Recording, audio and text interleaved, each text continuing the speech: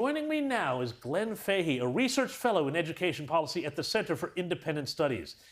The latest national NAPLAN results were released today for students in years 3, 5, 7, and 9 who were tested in a variety of domains earlier in the year. Glenn, welcome to the program. James, thanks for having me. Now, tell us, there was a study this week into the NAPLAN tests which showed that disadvantaged students are falling behind, and not only that boys are really falling behind, and this had to do with the pandemic, but some other things as well. Can you walk us through this? Because I suspect a lot of parents and grandparents out there are watching this, looking at NAPLAN and looking at what their kids have been bringing home for the last 2 years and wondering what's going on. Well, it's interesting. We've got a mix of good and bad news here in this report. The good news, students by and large have not fallen further behind compared to before the pandemic. That's something we should be happy about. Okay, things could be a lot worse if we were looking at a situation of students having significant declines. Now, that's based on a 2020 school year and assessments done earlier this year. It's possible we might see some further effects going into next year, but by and large, it's good news in that respect. The bad news, we've had a long-term trend of educational disadvantage not being addressed. And we also see that boys are significantly falling behind girls across, and it's literacy in particular. And this is something that we've got to be really worried about. So, you know, we've seen NAPLAN, we've seen PISA, we've seen TIMSS, which is, I think, the science version of this. And across all of these things, you know, Australia for 20 years now, under both flavors of government, really hasn't been getting it done educationally. First, let's talk about these results. What is happening in the classroom or the home learning environment, as it may be as well, that means that boys aren't engaging? What's happening? Why aren't they reading? Why aren't they writing? Why aren't they picking up those literacy skills? Well, first, the scale of the problem. Boys do achieve better than girls in numeracy, and that's often a focus of a lot of attention, this STEM gap that girls tend to underachieve in. And that's probably rightly is something that we're interested in and concerned about. However, boys are much, much further behind when it comes to literacy, particularly writing. And yet we don't hear about this because all we hear about is, oh my God, we've got to get the girls better at maths and science. But these boys, there'd be a lot who'd be coming out, you know, you'd almost have to say functionally illiterate. Look, that's definitely the case. So more than 1 in 5 boys are reaching school leaving age without being competent in writing. And that's got serious impacts upon their likelihood of success both in HSC, but also after school, whether it comes to in the workforce or in further education. And here's the scale of this problem. And this is why the data is really important. Because in numeracy, girls are behind by about 4.5 months. And we say, okay, well, that seems like a significant problem and something we should be interested in.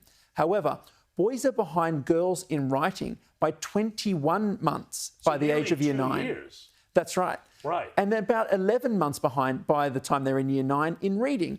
So it dwarfs any small differences we see in numeracy between boys and girls. And as you say, it doesn't get the attention it deserves. So is there like I guess you would say, soft bigotry of low expectations? What is it? And more to the point, what can be done? Should the reading materials be taught differently? Should they be teaching things that more engage with students? I've heard horror stories from some of the things that happen in some English classes in high schools where they don't read books anymore. They just deconstruct things for anti-feminist messages and things like that. I mean, how much of this goes down to that Australian curriculum, which is so contentious? Well, it's got a lot to do with teaching practice. Okay. Now, so what they're teaching in universities to the teachers? Yes, this makes a big difference. So what happens in the classrooms compared to 20, 30 years ago is a dominant style of teaching, which is more student-led than teacher-led.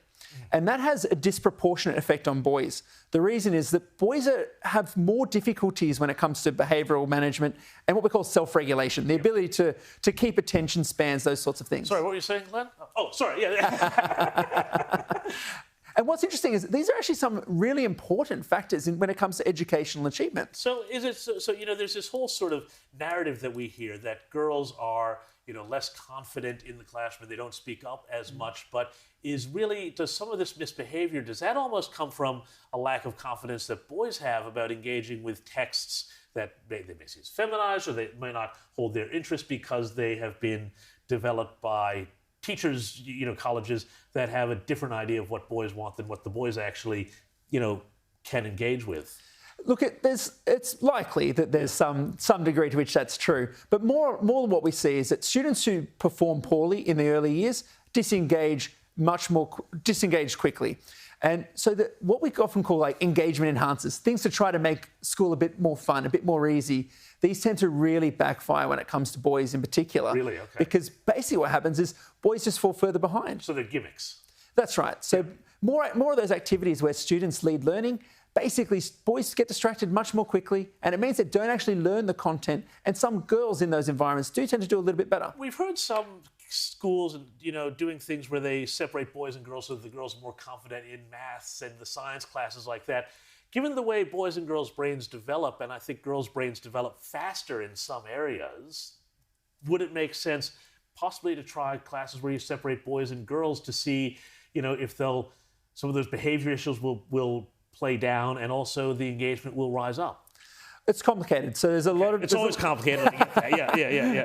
It's a lot. That social development is really important, particularly in those teen years. We're seeing a lot of a real spike in social disorders with boys in particular. Yep. And the question is whether having more girls in the classroom particularly boys' schools, and we see some boys' schools increasingly closing and seeing more co-ed schools as a real trend across our schools.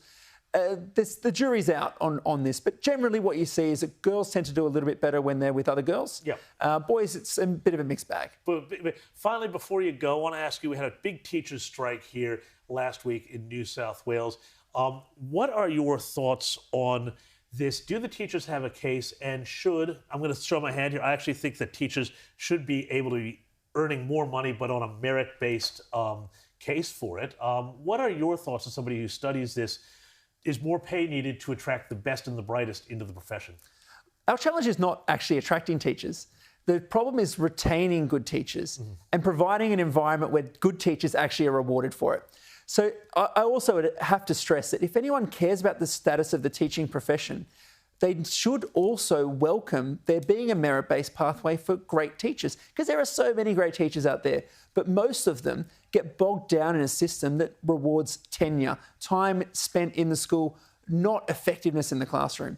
That's where our big problem is. And if we want to have a constructive conversation around pay, I'm all for it.